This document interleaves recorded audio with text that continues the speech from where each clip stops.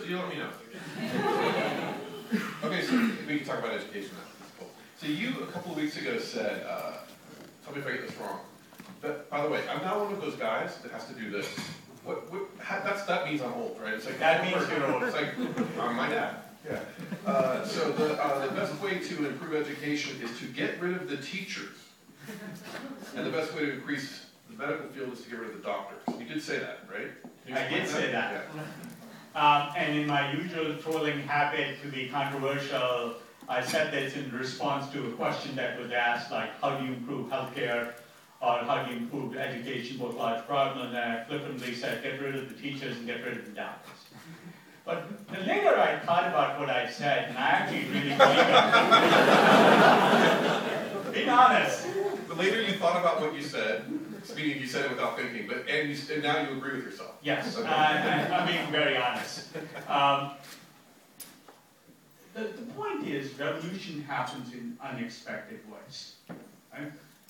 Microsoft thought Google would challenge them in traditional Microsoft area. They never imagined search would marginalize Microsoft. And Google never thought a Facebook page at Harvard University would marginalize them. You can't imagine these things. So let me imagine, since most of you are here for education, a scenario. If you look at the traditional approach to education, first thing people ask is, well, spend more money on education. We know we don't have money, so it's unlikely to happen. Let's get better teachers. Well, we don't have more money to pay them, we're not going to get better teachers. And no matter what you do, 50% of the teachers are there for a job, not to teach. And 10% of the teachers are really passionate. So if you want to really leverage education, leverage the 10% of teachers who are really passionate and find how to leverage them, and you'll have a successful startup.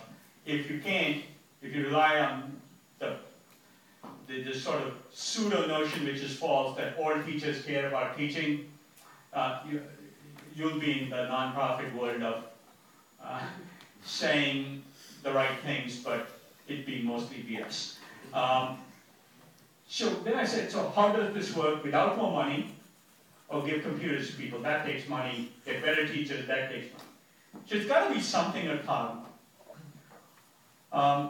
And I remembered something, I had an argument with somebody when we were starting a company called 3DO Gaming Company. I said, if we could do an extra hour a day of gaming that was actually educational, that engrossed kids, I bet you could teach them more in that hour than the 4 hours or 6 hours they spend in class each day. So catching the kids' attention is key. And somebody else said to me, today our education is 4 years of high school. It's fixed time, variable education, because different people learn at different rates. The real answer is variable time, fixed education. You want them to learn a certain set of things. So that immediately says to me, it should be self-paced education. I learn at a particular rate, in a particular way, that's how I should learn.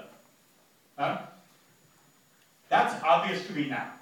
And then you sort of say, then what do you need teachers for? Well, teachers don't need to teach. When I sit in front of a classroom this size, I'm talking at you. That's what a teacher does, talk at students. And when a teacher who's not that interested is talking about physics to a bunch of 17-year-olds and talking at them with math equations, it just, everything's wrong about it. Yeah. Right? Once we know what good startups do on the web, what causes engagement, you sort of say, if you wanted to disconnect people, that would be the right thing. Get a teacher to talk with language kids don't understand, and talk at them instead of engaging with them. So if a teacher said, and there's a school that's trying this now, that I read about, I'm trying to remember the name of the school. They flipped the problem. You come to class to go work and get a teacher's help when you run into something. And when you go home, you actually do your reading, like the stuff teacher would talk. They flipped the two things. If teachers could just be in the room and not doing anything and free to whoever in the group ran into a problem and needed guide, and they were learning on their PC, that'd be great. And in fact, if you look at, there's 5 billion people on this planet who live in families that make less than $10 a day. That's $300 a month. They're not going to have a PC. So I sort of said, a phone's most likely the most powerful educational tool we might have, because everybody has phones, even in poor countries like India. So that must be a great platform for broad outreach. Interactivity, and because we know human beings like pressing buttons, has got to be a great tool. And then if you happen to have a teacher, they can be a mentor and a coach.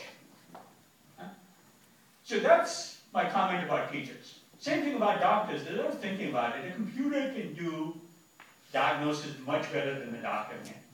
If you have a great doctor, he keeps up with all the research and the papers, which is about, again, 10% of the doctors. Right? They spend their spare time reading science papers out of New England Journal of Medicine instead of watching Jeopardy. Well, 10% of people do, and they're great doctors. They may keep up the research. Most doctors don't. They don't spend their time re-educating themselves. So they're not current.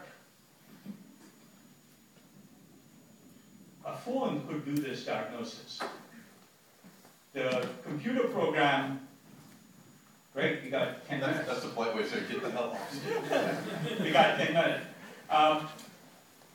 The computer that beat the Jeopardy champion, the Watson computer, you all heard about that? I have no idea about it. Okay, so there was IBM designed a computer called Watson that challenged Jeopardy champions on Jeopardy and won.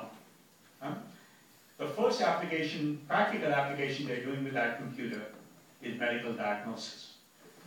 Zero question in my mind, it'll be much better than the average doctor and probably better than the 95th percentile doctor. So what do you need a doctor for if you can get better, you can get for 5 percentile help from a computer, hopefully delivered through your phone? Well, you need a doctor to be a coach and a mentor and a human touch. But the role of the doctor and the teacher may change because of technology. In fact, all of you can make it happen and make education and good doctorate much more scalable. It's a fun world.